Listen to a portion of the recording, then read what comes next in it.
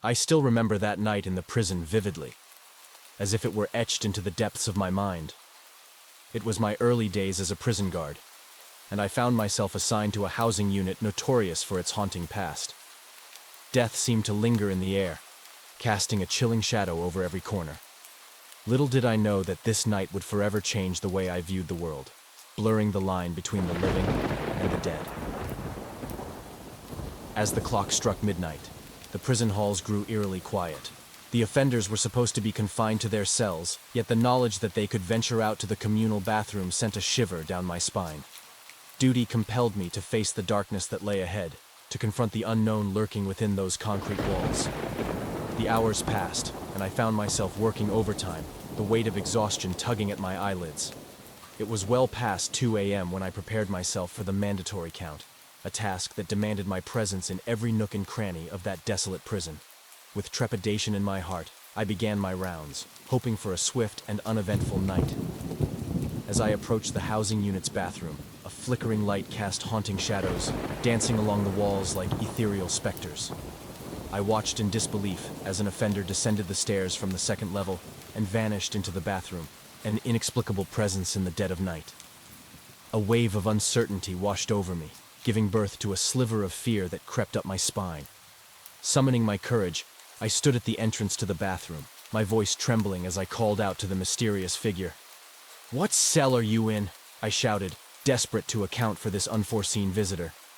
Silence engulfed the room, swallowing my words as they dissipated into the abyss. The air grew heavy, pregnant with an unsettling stillness that left me unnerved. Driven by a mix of curiosity and duty, I mustered the resolve to venture inside the bathroom, my heart pounding in my chest like an erratic drumbeat. The dimly lit space seemed to amplify the weight of the past, pulling me deeper into its enigmatic grasp. I searched every corner, my eyes darting from shadow to shadow, seeking any trace of the elusive figure that had vanished before my eyes. But my efforts were in vain. The bathroom yielded no signs of life, no evidence of the individual who had crossed my path. I was left standing alone, consumed by a creeping sense of dread that crawled beneath my skin. The realization hit me like a thunderclap when I confided in a fellow guard, recounting the bizarre encounter that had shaken me to my core. His voice quivered as he posed a chilling question. Was he tall and skinny with long dreads? My breath caught in my throat as I whispered terrified. Yes. His words hung in the air, laden with a dreadful truth. "That's Mr. Bones," he said, his voice tinged with a mixture of sorrow and fear. "He took his own life years ago, but his spirit still lingers within these walls." The revelation struck me like a sledgehammer. Mr. Bones, a ghostly presence, had chosen that fateful night to reveal himself to me, a mere newcomer navigating the treacherous corridors of the afterlife. The prison had become his eternal abode, a spectral realm where the living and the dead converged in an ethereal dance. From that moment on, my nights in the prison took on a new dimension. The specter of Mr. Bones haunted my every step, his presence a constant reminder of the darkness that dwelled within those thick, cold walls. Sleep became an elusive companion as I grappled with the reality that the line between life and death had blurred, and that the spirits of the departed could still roam amongst us. To this day, I carry the weight of that encounter, a chilling tale etched deep within my soul. The prison, once a fortress of punishment, had become a testament to the lingering shadows of the past. And as I continue my duties, forever changed by that otherworldly night, I remain ever vigilant, knowing that the specter of Mr. Bones and the echoes of the prison's haunted history will forever haunt my dreams.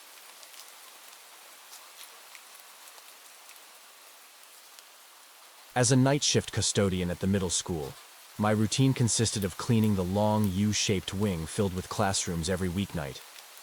It was a solitary job that often left me feeling uneasy, with a constant sense of being watched. But one particular night, the eerie ambiance escalated into a chilling encounter that would forever haunt my memories. As the clock struck midnight, I had already locked one set of doors to the wing and began making my way towards the opposite end of the U. The flickering fluorescent lights cast long shadows, amplifying the desolate atmosphere. With each step, the creaking floorboards seemed to echo through the empty hallways, setting my nerves on edge. I meticulously cleaned each classroom, my footsteps resonating in the silence. The stillness was oppressive, and a sense of foreboding enveloped the air. I couldn't shake the feeling that unseen eyes were observing my every move, lurking beyond the veil of darkness. Finally, I reached the end of the hallway where the doors leading to the rest of the school awaited. Gathering my courage, I switched off the lights, plunging the corridor into an inky blackness. It was then that I saw it, a distorted silhouette, barely visible against the dim glow from the moonlit windows. My heart skipped a beat as the figure materialized before me. It appeared to be a child, but there was something dreadfully wrong about its presence. The shape darted across the end of the hallway, from left to right, disappearing into the shadows. Panic gripped me, for I had just locked all the doors down that passage, ensuring no one could have entered or exited. A chill crept up my spine, causing a shiver to ripple through my body. I fought the rising fear, my mind racing to find a logical explanation. But the unsettling truth was undeniable. I was not alone in this desolate wing.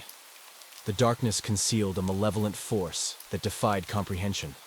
Determined to escape this unnerving encounter, I swiftly locked the doors connecting the wing to the rest of the school. The metallic click of the locks echoed through the hallway, but it provided little solace. Fear propelled me forward as I sprinted toward the exit, my footsteps echoing through the empty corridors. The night air outside offered a semblance of relief, but the memory of that encounter lingered, etched into my mind like a permanent scar. The school held secrets, shrouded in an otherworldly presence that defied explanation. I used to clean the church alone late at night. It was a peaceful routine that I had grown accustomed to over the years. But little did I know, there was something eerie lurking in the shadows, waiting to reveal its presence to me. Upstairs, tucked away in the attic, was an old piano. It had been abandoned and left to collect dust, its keys silent and motionless. I assumed it was broken, which was why it had been banished to the attic. However, one fateful night, the tranquility of my solitude was shattered by an unexpected sound. As I went about my usual routine, I heard faint strains of piano music drifting down from the attic. At first, I dismissed it as my imagination playing tricks on me. Perhaps my mind was conjuring up the melodies to alleviate the monotony of my tasks. But as the haunting notes grew louder, curiosity got the better of me. I cautiously made my way up the creaking staircase, my heart pounding in anticipation. The eerie music led me to the attic door, which stood slightly ajar as if inviting me to enter. I pushed it open, expecting to find someone hiding inside, ready to jump out and laugh at my unease. To my shock, the attic was empty. No prankster, no trickster, just me and the lone piano, its keys dancing to an unseen hand. A chill ran down my spine, and a deep sense of foreboding settled over the room.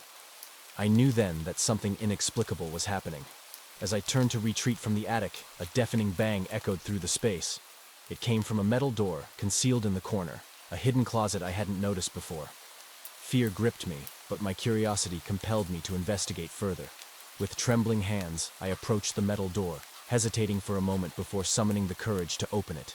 As the door swung open, a cold gust of wind rushed out, extinguishing the flickering candlelight that had guided my way. In the darkness, I could make out nothing but an abyss of unknown horrors. Suddenly, a presence enveloped me, an unseen force that sent shivers down my spine. Whispers filled the air, echoing through the attic, their source unknown and their words undecipherable. Panic consumed me, and I stumbled backward, desperate to escape this nightmare. From that night onward, I vowed never to work the night shift again. I shared my harrowing experience with the one other person who dared to brave those late hours alone. To my astonishment, she confirmed that strange occurrences were not uncommon in the church at night. The church held secrets hidden beneath its tranquil facade. It was a place where the supernatural mingled with the mundane, where the echoes of the past reverberated through time. The piano in the attic was but a vessel, an instrument through which an otherworldly presence sought to communicate. Although I left that job behind, the memory of that night still lingers, haunting my dreams and reminding me that some mysteries are not meant to be unraveled. The church stands as a silent witness, its walls concealing the secrets of the night. And I, forever changed by that encounter, am left wondering what lies hidden in the darkness, just beyond our realm of understanding. Prepare for a chilling journey into the depths of horror. Subscribe to my channel and immerse yourself in a world of terrifying tales that will leave you breathless.